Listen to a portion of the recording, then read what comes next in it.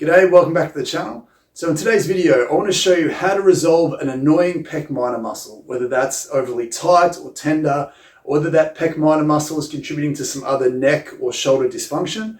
By the end of this video, I'm hopeful that you have a bunch of exercises that you can do to fix that muscle up completely. So not only the symptoms, but also to have a conversation surrounding why that pec minor has become an issue in the first place.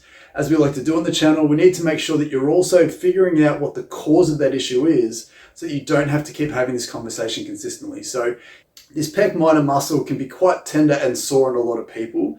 And without sort of stuffing around too much, one of the main reasons why that tends to become an issue in the first place generally revolves around our postural habits. So the position that we put our shoulders into, for most people, whether we're sitting down on a computer, driving a car, just relaxing on the couch, the default shoulder posture that a lot of people find themselves in is that sort of dropping and rolling forward position. And over time, what that can tend to do is it can tend to ask that tissue to become tight.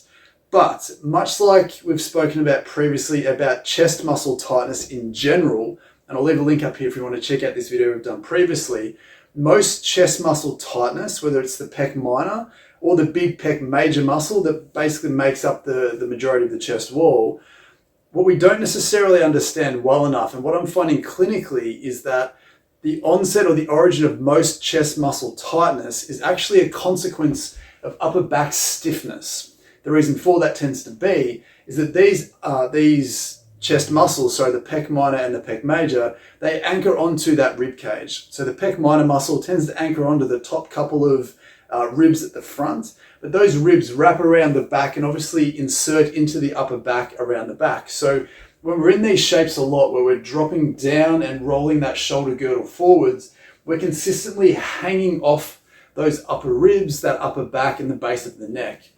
The reason why this is so important to understand in the context of this video is because if we're not also trying to take care of that upper back stiffness and then change our postural awareness to sort of reflect better postures and shapes, then it's near impossible to make those tissues release completely forever. So if your pec minor muscle has become an issue for you and it's persistent and it's not going away, or if it's just a new thing that you want to improve upon, you have to have a conversation with your upper back joints.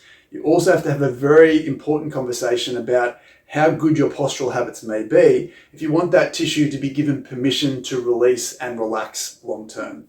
So the first exercise that I want to get to, and again, you'll know where we're going with this if you've been a fan of the channel for a while, is we want to take a ball of some sort and jam it into the upper back joints. Now, the reason for this is we want to make sure that we're not just attacking some of the soft tissue of the upper back, but we need to sink through that tissue to start to bias the rib joints as they attach into the thoracic spine, and also the individual thoracic spinal joints that can become stiff and restricted from being in bad shapes consistently. So this is a lacrosse ball. A tennis ball works really well. Choose the ball that you feel works the best. Traditionally, I do this on the floor, but for the purpose of this video, I'll show you that you can just do as good of a job up against the wall. You just need a little bit of maneuvering to find the right spot. So essentially what we want to do first is we want to choose a spot. So in the upper back, right in the middle, you just want to let the ball drift off to the side a fraction in between the spine down the middle and the shoulder blade. And we want to choose a wall and lean up against that wall just like this. So now, again, the secret to this exercise is we're not trying to roll around on the ball. That tends to bias more of the soft tissue. We want to bias the deeper joints. And because they're very specific and they're very local in where they are, we need to make sure that we're not rolling around, that we're just letting the ball sink in and trying to bias that stiffness. So if you've got two joints together, essentially we're trying to get those joints to give and to move and to restore some normality to those joints and the motion that they deserve to have, so that you have permission, or your body gives you, or your brain gives you permission to release this sort of pec minor restriction or this pec minor dysfunction. So what you can do is move the ball around until you feel like you hit a spot. You might need to lean back a little bit if you're up at this first rib, but essentially what we want to get you to do is stay on that spot, let the ball gently press in as deep or as sort of superficial as you feel most comfortable. It may be tender. If it is, be very gentle. You're not trying to ruin yourself. You need to be very respectful. But if you find that this is like it is for me, where it feels a little bit restricted, not a lot of tenderness associated with that, and you want to take it up to the next level, the best way to sort of ramp this up a little bit is to then get your arm involved. So keeping the ball on a good spot, arm stays straight, coming up and down towards the end of the range that you have, and just oscillating in and out of that position until you feel like your arm goes further and further and further. Then just move on to the next spot. So moving the ball down a little bit, maybe go in a little bit more towards the spinal joints. Repeat this process until you feel like a lot of that tissue starts to free up. You get a little bit more smoother range of motion from doing that. Now, the reason why we want to do this, as I said, is we need to release this pec minor at the front by giving it permission to do that by releasing some of that hidden dysfunction at the back. Now, the second exercise basically is going to involve taking that same ball and jamming it into your pec minor to treat the symptoms related to that tightness. So again, if you're treating the origin of it, potentially over time without touching that pec minor, if you've given it permission to release and your posture is better, that pec minor will potentially release over time and normalize if given the chance. But because we want to speed things up, we want to get through this as quickly as possible, you can take that same ball and press the ball into where that pec minor muscle may be. Now, in order to find that pec minor muscle, there's a really simple way to do that. All you basically want to do is place your hand behind your back. And then what we're going to do here is place your hand in the crease, basically where your shoulder meets your chest. Place a few fingers through there just so you can cover more area. Then by lifting your hand off the back, you'll feel a part of your upper chest tense up. That's essentially your pec minor muscle. And again, it attaches from the very top of your chest into parts of the scapula that sort of poke through. So you can feel that muscle tense up when you lift your hand up off the back there. So as we said before, we can take the ball and wherever you feel that muscle tense up, we can gently press the ball in there. And what we can do here is we can take a wall or a door frame. So I'll take the window here if you can see me still. I've got the ball in here. And what I want to get you to do is you can take your hand behind you, pull that hand away and really shear free some of that tightness and that restriction. You can have your hand out to the side, as you can hopefully see. You can lift that up and down depending on how you feel, but same sort of deal. I don't want you to press the ball in and then roll the ball around.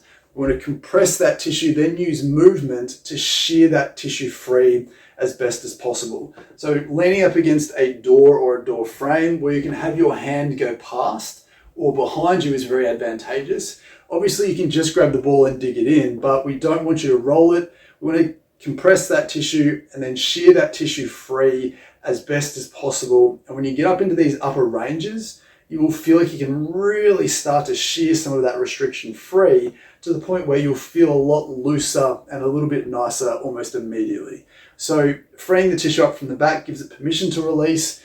Jamming a ball into it and shearing that tissue free in a respectful way forces that to release a little bit faster. And then what we can add into the mix here is we can add a general pec stretch to try and get that soft tissue, to get the chest muscles to release a little bit further. And again, that same door frame, wall, doesn't matter how you do this. We can start by placing your forearm up against the wall. Now, the basis of this exercise, much like most chest stretches, is going to be in a good position and then just turn your trunk away, looking for that restricted tissue or that pull in this area. Now, what I like to do with the pec minor, because it's a little bit more fancier or a little bit harder to locate than the broader chest muscles, the pec major muscles, what I like to do is from this position, if you gently tilt your shoulder forwards, so once you've tensioned it up, if you tilt your shoulder forwards a little bit and try and really dip that tip of the shoulder forwards, you'll feel the tightness move from that sort of broader chest area to a more specialized part of your shoulder, which is more likely to attack that pec minor muscle. So again, like we do with any stretching here on the channel, holding this position isn't good enough. A static stretch doesn't get the physiological and functional changes that we deserve to get from stretching. It may not give you any long-term benefits. It definitely doesn't give you much short-term benefit. But what we're actually looking for here is we want to engage that muscle, get your brain involved, activate it maximally so that when we relax that maximally, you get maximal release from that tissue. So again, finding the position that works best for you. You can have your elbow bent to really bias that. I like to have my elbow off the wall a little bit more. It gives me a little bit more opportunity to dip that shoulder forward a little bit. So I've found a little bit of tightness in this crease here. So what I want to do now is I want to activate that tightness. So if you're skilled enough just to tense up your chest muscle in this area, do that for 5 to 10 seconds. but a lot of people will need to push back into the wall or push back against that stretch to activate this muscle, or to be able to activate that muscle. Again, we want to hold this for 5 to 10 seconds and then relax, and then see if we can go a little bit further into the stretch than what we could before, and then repeat that process until you feel like you've had enough, or until you stop making change. Now, again, the ability to do that should improve substantially by tensing and relaxing that muscle. That contract relax, or that proprioceptive neuromuscular facilitation technique, is a brilliant one to get your brain and nervous system active, to genuinely get that tight tissue to release instantly. Now, clearly, if it's been tight for a while, if it's painful, it can take a little bit of time for that to get to a desired level that you'll see some benefits. But you should genuinely see a change straight away. If you're doing that PNF, or that contract relax version of stretching, and you don't walk away feeling like that is genuinely looser than what it was before, then you genuinely haven't done anything. So make sure that you're holding yourself to a high standard. Make sure that with each of those 3 exercises, at the back, the pec minor at the front, and the broader pec stretch, make sure that you feel more mobile and looser afterwards. So with those 3 exercises being demonstrated, the context that we need to ram home with this is, if you're doing these exercises, seeing that initial benefit, and keen to work really hard to get even more benefit over time, you are going to have a massive handbrake on that progress if you're not also pairing that hard work up with better postural habits. So if you're up nice and tall and your shoulders comfortably back, that shape needs to follow you everywhere. So if you're someone who stands a lot for work, if you're someone who sits a lot for work, if you bend over a lot from work, even if you're using your arms a lot, we need to make sure that you're doing it from a position where your shoulders are back and not rounded forwards. Because if you're consistently asking those tissues to dump forwards into this shape, depending on what you're doing day to day, then that tissue that you're working so hard to release up here, and that tissue that you're working so hard to release at the front through that pec minor, will consistently be asked to re-tighten and re-stiffen without you even really realizing, to be fair. So we need to pair up the ability to free up that pec minor from the front and the back. We have to pair that up with better postural habits, better postural awareness, if we want to get you to the point where that pec minor isn't a problem for you long term. So I hope that was really helpful. I hope it was insightful. I think there's an aspect of that in terms of the upper back causing, or at least heavily contributing to that dysfunction at the front. It's not something that I think we've really picked up on a lot in the industry yet, but it's something that I'm finding really powerful clinically. So give that stuff a go. Let me know down in the comments how you went. But with that being said, appreciate you watching, and we'll see you next time.